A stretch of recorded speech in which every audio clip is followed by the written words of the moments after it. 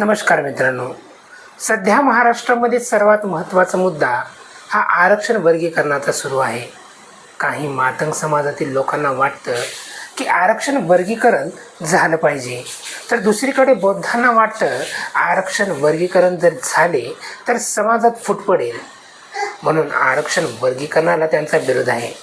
आपण आरक्षण वर्गीकरण जर झालेच तर त्याचे काय नुकसान व तोटे होतील, इतर लोकांना याचा त्रास कसा होईल याच्याविषयी माहिती करून घेऊ. SC ST OBCसाठी आरक्षण मिळवणे आणि त्यासाठी झगडणे हे महत्त्वाचे आहे की सत्ता आपल्या हातात कशी येईल यासाठी प्रयत्न करणे हे महत्त्वाचे आहे. या सर्व गोष्टीचा विचार ही बहुजन लोकांनी करायला पाहिजे. SC म्हणजे शेड्यूल्ड कास्ट आरक्षणातील उपवर्गीकरण म्हणजे SC समाजातील विविध उपजातींना त्यांच्या सामाजिक व शैक्षणिक मागासलेपणानुसार वेगवेगळ्या प्रमाणात आरक्षण देणे होय. यामागचा उद्देश अधिक मागास आणि वंचित गटापर्यंत आरक्षणाचे फायदे पोहोचवणे हा असला तरी त्याच्या अंमलबजावणीत अनेक अडथळे निर्माण होऊ शकतात. सर्वात मोठा अडथळा म्हणजे SC समाजात म्हणजेच शेड्यूल्ड कास्ट समाजात आंतरिक विभागणी वाढण्याचा धोका आहे. कारण उपवर्गीकरणामुळे विविध गटामध्ये आपण ते अशी भावना निर्माण होऊ शकते आणि सामाजिक ऐक्य कमी होऊ शकते. त्याचबरोबर राजकीय हस्तक्षेप ही मोठ्या प्रमाणात होण्याची शक्यता असते.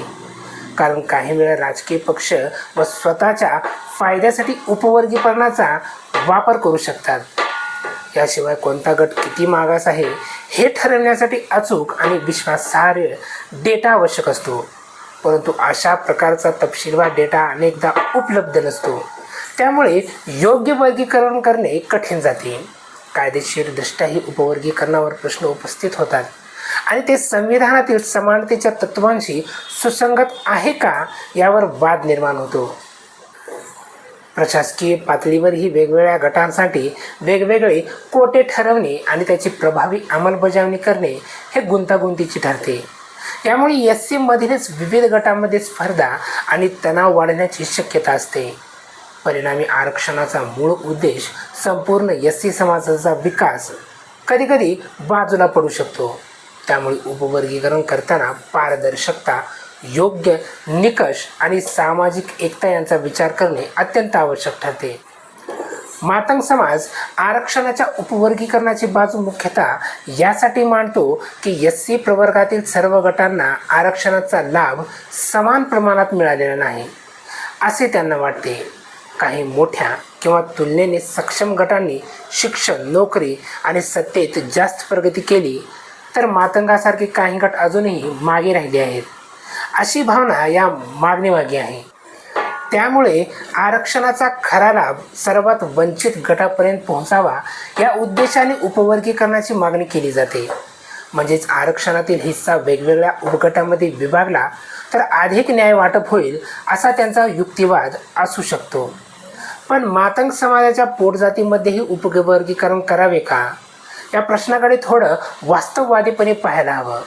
तत्वतः जर एखाद्या समाजातही आंतरिक असमानता खूपच तीव्र असेल आणि काही पोटजाती पूर्णपणे वंचित राहत असतील तर त्या स्तरावरही उपवर्गीकरणाचा विचार करता येऊ शकतो. मात्र प्रत्यक्षात हे केल्यास विभागणी आणखी वाढण्याचा धोका असतो.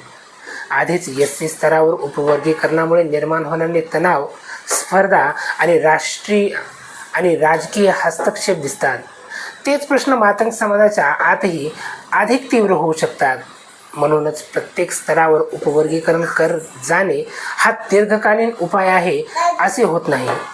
त्याऐवजी शिक्षण, कौशल्य विकास, आर्थिक संधी आणि लक्षित योजनाद्वारे सर्वात मागास घटकांना थेट मदत करणे हा अधिक स्थिर आणि एकत्रित विकासाचा मार्ग ठरू शकतो.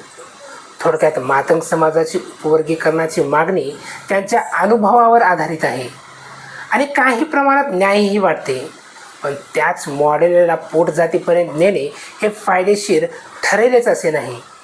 ते करताना सामाजिक ऐक्य आणि दीर्घकालीन परिणाम यांचा नीट विचार करणे आवश्यक आहे. म्हणूनच हा विषय खूप काळजीपूर्वक डेटा आणि सर्वसमावेशक दृष्टिकोनातून हाताळणे गरजेचे आहे. हा प्रश्न सरळ वाटला तरी प्रत्यक्षात SC/ST समाजासाठी सत्ता मिळवणे आणि उपवर्गीकरणासारख्या मुद्द्यावर चर्चा करणे या दोन्ही गोष्टीचा समतोल राखणे खूप महत्त्वाचे आहे. सत्ता मिळवणे अत्यंत गरजेचे आहे, कारण धोरणे, आरक्षण, शिक्षण, नोकऱ्या आणि बजेट यावर अंतिम निर्णय सत्तेत असलेल्या लोकांकडून घेतले जातात. तर SC/ST समाजाचे प्रतिनिधित्व वाढले तर त्यांच्या प्रश्नांना योग्य आवाज मिळतो आणि त्यांच्या विकासासाठी अधिक प्रभावी पावले उचलली जाऊ शकतात. परंतु फक्त सत्ता मिळवण्यावर लक्ष केंद्रित करून आंतरिक समस्या जसे की उपवर्गीकरण दुर्लक्षित केल्या तर समाजात असमानता कायम राहू शकते आणि काही गटांना अन्याय झाल्याची भावना निर्माण होऊ शकते, ज्यामुळे एकजूट कमी होण्याचा धोका असतो. दुसरीकडे उपवर्गीकरणावर चर्चा करणे हे पूर्णपणे वेळ वाया घालवणे नाही, कारण काही उपजाती अजूनही खूप मागे आहेत आणि त्यांना न्याय मिळवून देण्यासाठी या विषयावर विचार होणे आवश्यक आहे. मात्र ही चर्चा जर वाद, संघर्ष आणि मतभेदामध्ये रूपांतरित झाली तर समाजाची एकता तुटू शकते आणि मुख्य उद्दिष्टे जसे शिक्षण, प्रगती आणि सत्ता मिळवणे हे मागे पडू शकतात. त्यामुळे योग्य मार्ग म्हणजे दोन्ही गोष्टी एकत्रितपणे पुढे नेणे.